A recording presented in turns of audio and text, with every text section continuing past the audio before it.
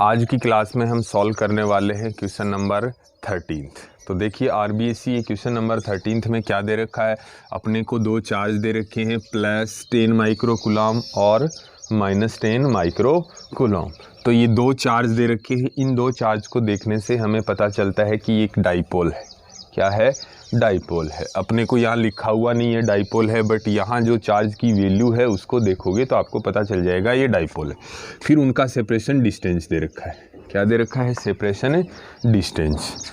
तो देखिए given value लिख रहा हूँ मैं यहाँ। क्या क्या गिवन वैल्यू है? गिवन वैल्यू चार्ज मैग्नीट्यूड दे रखा है। Charge cube modulus equals to क्या हुआ? 10 माइक्रो कूलम, यानी 10 × 10⁻⁻6 कूलम। ये हुआ चार्ज की वैल्यू, चार्ज मैग्नीट्यूड। सेपरेशन जो डिस्टेंस होता है डाइपोल का, डाइपोल सेपरेशन डिस्टेंस 2a से रिप्रेजेंट करते हैं और वो कितना है? 2 मीटर है। उसके बाद अपने को क्या करना है? इलेक्ट्रिक फील्ड कैलकुलेट करना है 60 metre apart, 60 metre apart from the centre. कहाँ करना है? एक्सियल लाइन पर और इक्वेटोरियल लाइन पर। तो जो डाइपोल के सेंटर से जो डिस्टेंस होती है उसको r से रिप्रेजेंट करते हैं। r 60 सेंटीमीटर दे रखा है। अगर इसको आप चेंज करो तो 60 × -2 या 6 × 10⁻⁻1 मीटर हो गया। ये हो गया सेपरेशन डिस्टेंस। अब अपन बात करते हैं इसको सॉल्व करने की। तो सबसे पहले अपने को क्या निकालना है? Dipole moment. क्या निकालना है? Dipole moment. P equals to होता है Q × 2a। तो P इक्वल्स टू Q क्या है? 10 × 10⁻⁻6 और ये 2 हो गया। तो P इक्वल्स टू आ गया 20 × 10⁻6 कूलम इंटू मीटर, या इसको 2 × 10⁻5 कूलम इंटू मीटर। ये वैल्यू हो गई किसकी? डाइपोल मोमेंट की। उसके बाद अपने को क्या निकालना है? एक्सियल लाइन पर फील्ड निकालना है। तो electric field on axial line, इसका फॉर्मूला क्या होगा?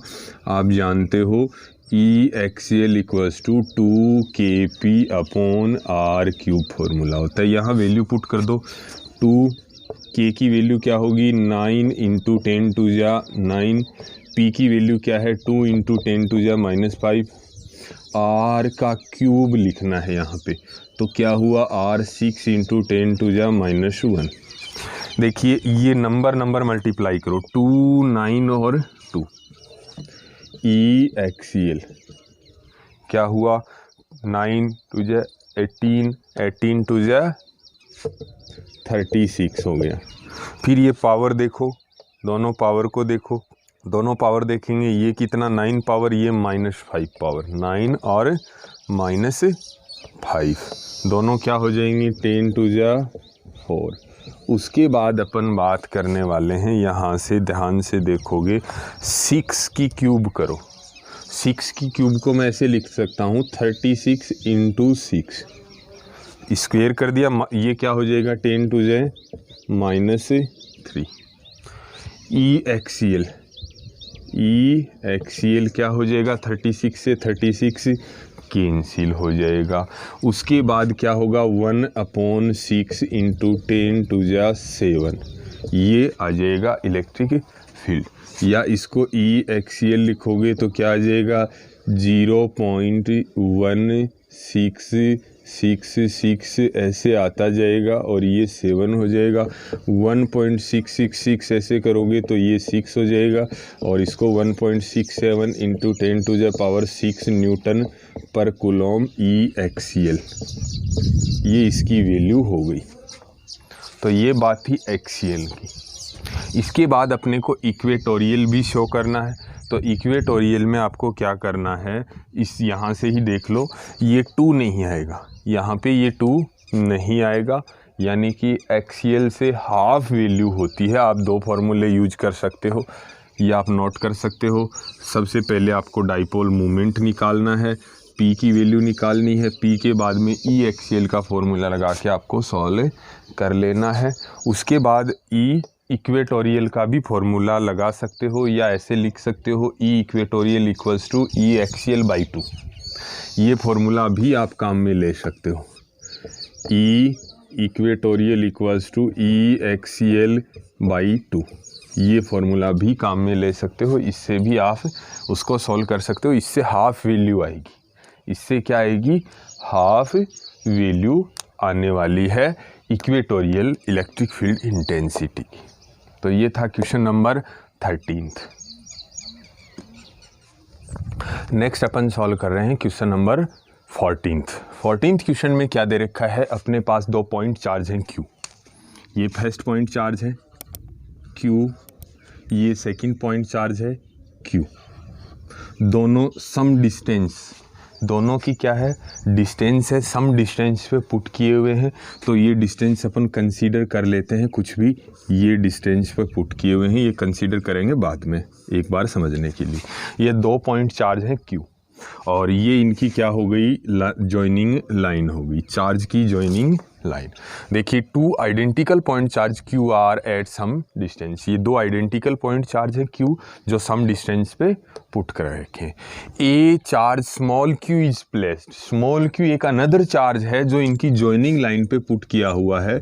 ये जॉइनिंग लाइन पर क्या पुट कर दिया हमने, स्मॉल q चार्ज। ये इन दोनों के बिटवीन, इन दोनों की जॉइनिंग लाइन है, वो दोनों के बिटवीन यहाँ पुट कर रखा है।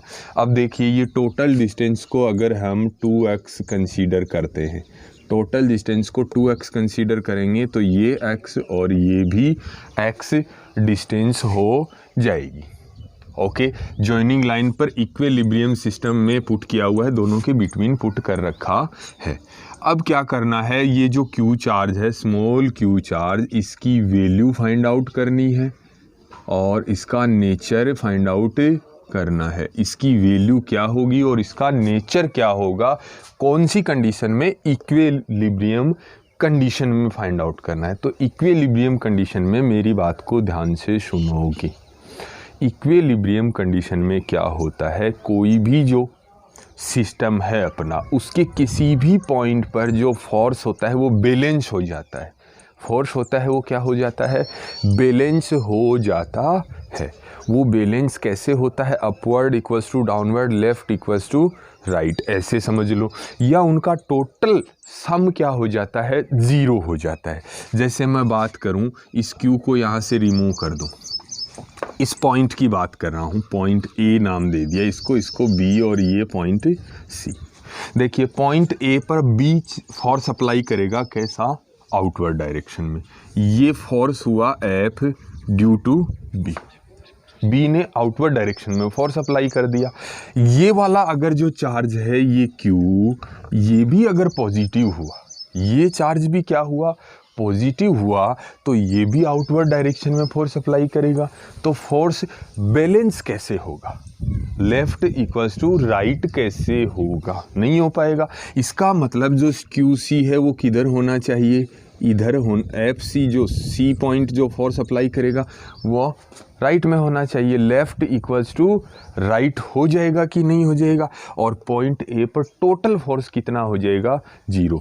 यानी लेफ्ट वाला राइट वाले के इक्वल, अप वाला डाउन वाले के इक्वल। इक्विलिब्रियम कंडीशन की ये बात मैंने पीछे आपको बताई थी। तो यहाँ अपने को समझना है कि ये Q जो है ये कैसे नेचर का है, इसका नेचर देखो, बताओ। ये B वाला तो रिपेल करेगा क्योंकि ये भी Q चार्ज है और ये भी Q चार्ज है, रिपेल करेगा कि नहीं करेगा। तो ये वाला पॉइंट C अट्रैक्ट कर रहा है A वाले चार्ज को, इसका मतलब ये नेगेटिव नेचर का है, ये बात थी। लेकिन हम इसको नेगेटिव पॉजिटिव के वे में नहीं देखेंगे, हम यहाँ क्या कर देंगे, दोनों जो फोर्स हैं, बोथ फोर्स, उनका सम क्या कर देते हैं, 0। ऐसे भी समझ सकते हो, लेफ्ट वाला फोर्स निकाल लो, राइट वाला फोर्स निकाल लो, दोनों को क्या कर दो, इक्वल कर दो, और नेचर नेगेटिव आ ही गया, समझ आ ही गया होगा। तो अपन क्या करेंगे, एट पॉइंट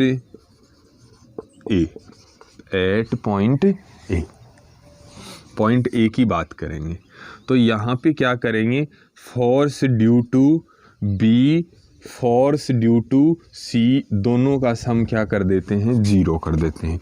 ये क्या हो जाएगा के इंटू फेस चार्ज क्या है capital Q, second charge capital Q upon में डिस्टेंस का स्क्वायर तो क्या हो जाएगा 2x का स्क्वायर प्लस इन दोनों का फोर्स निकालेंगे तो के पहला charge capital Q second charge small q upon में डिस्टेंस का स्क्वायर तो एक्स स्क्वायर इक्वल्स टू क्या हो गया 0।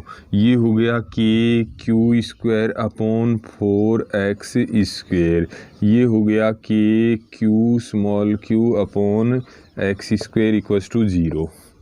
इसको आगे ले जाओ ये वाले को तो क्या हो जाएगा के capital Q small q upon x square, ये आगे जाके माइनस के Q square upon 4x square हो गया। देखो के से के कैपिटल क्यू से capital Q cancel, x square से एक्स स्क्वायर, यहाँ बचा स्मॉल क्यू इक्वल्स टू क्या बचा क्यू बाई 4 और नेगेटिव साइन, ये आ गया क्यू की वैल्यू। क्यू की वैल्यू क्या है क्यू बाई 4 और नेचर कैसा है नेगेटिव आया है। दोनों फोर्सेज की वैल्यू तो sum of both forces equals to 0 कर दिया आगे। तो ये बात थी किसकी 14th क्वेश्चन की। अब अपन बात करते हैं next 15th question. Next 15th question में देखो क्या दे रखा है, अपने को रेशियो कैलकुलेट करना है एक्सेलरेशन का, रेशियो निकालना है किसका एक्सेलरेशन का। अपने पास पार्टिकल कौन सा है, एक प्रोटॉन पार्टिकल है, दूसरा ड्यूट्रॉन है और तीसरा अल्फा पार्टिकल है। तीनों के एक्सेलरेशन का हमें रेशियो निकालना है और यूनिफॉर्म इलेक्ट्रिक फील्ड की बात हो रही है। कैसे बात हो रही है, इलेक्ट्रिक फील्ड कैसा है यूनिफॉर्म है, तो मैं यहाँ लिख लेता हूँ इलेक्ट्रिक फील्ड कितना लेना है मैंने यूनिफॉर्म यानी ई ले लिया मैंने। इलेक्ट्रिक फील्ड कितना ले लिया ई ले लिया। सबसे पहले अपन बात करते हैं charge of proton. Charge of proton, proton का चार्ज जो होता है उसको अपन क्यू प्रोटॉन से लिखते हैं और क्यू प्रोटॉन 1.6 इंटू 10⁻⁻19 कूलॉम होता है। फिर बात करें mass of proton. Mass of proton, जो प्रोटॉन का मास होता है उसको mp से लिखते हैं और ये होता है 1.67 इंटू 10⁻27 kg। अब अपन बात करते हैं नेक्स्ट ड्यूट्रॉन। तो यहाँ चार्ज ऑफ ड्यूट्रॉन,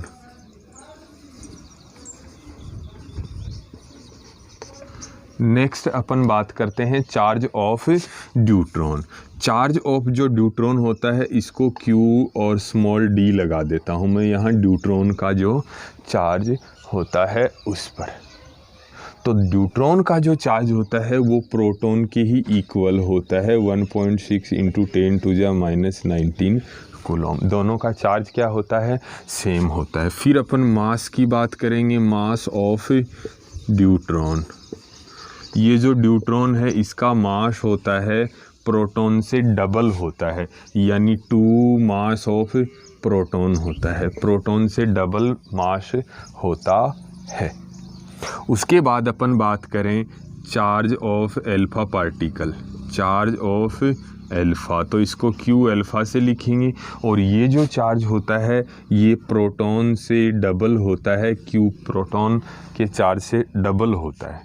फिर अपन बात करेंगे मास ऑफ अल्फा पार्टिकल यानी m अल्फा इक्वल्स टू, ये जो अल्फा प्रोटॉन होता है प्रोटॉन का 4 टाइम मास होता है। ये मैं समझा दूं आपको, देखो 1H1 जो होता है ये प्रोटॉन होता है, 1H2 जो होता है ये ड्यूट्रॉन होता है और 2He4 जो होता है ये अल्फा पार्टिकल। हाइड्रोजन से इलेक्ट्रॉन को निकाल देना। हाइड्रोजन का न्यूक्लियस क्या होता है प्रोटॉन होता है। ड्यूटेरियम, ड्यूटेरियम का जो न्यूक्लियस होता है तो इसका मास कितना हुआ 1 प्रोटॉन के इक्वल, इसका 2 प्रोटॉन के और इसका मास 4 प्रोटॉन के इक्वल हुआ। इसमें कितना 1 इलेक्ट्रॉन है तो चार्ज कितना 1.6 इंटू 10⁻⁻19। इसका भी 1 ही होगा इलेक्ट्रॉन, इसमें 2 होंगे तो इसमें डबल चार्ज आ जाएगा। ये जो हाइड्रोजन का न्यूक्लियस प्रोटॉन होता है, ड्यूटेरियम का न्यूक्लियस न्यूट्रॉन होता है और हीलियम का न्यूक्लियस अल्फा पार्टिकल होता है। तो हीलियम पे कितना चार्ज आने वाला है, +2 +1 +1, यानी इन पे तो प्रोटॉन के इक्वल चार्ज होता है, इस पे 2 प्रोटॉन के इक्वल चार्ज होता है। इसका मास 1, 2 और 4, ये इसका रेशियो होता है।